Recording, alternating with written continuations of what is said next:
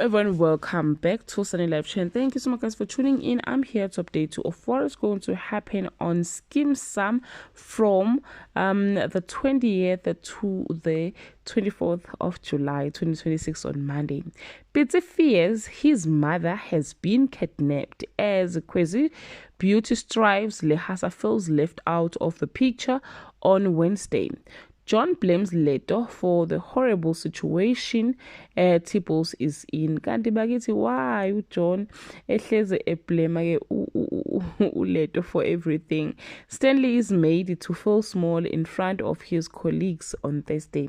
John is shocked to discover Rachel Kunutu at Leto's place. Steph High learners are disappointed to learn that their much anticipated matric dance may not happen on Friday.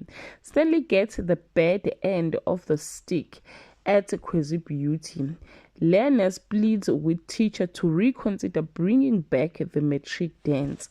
Well guys, that's all I have for today. You can leave your comment below and share your opinion. Bye.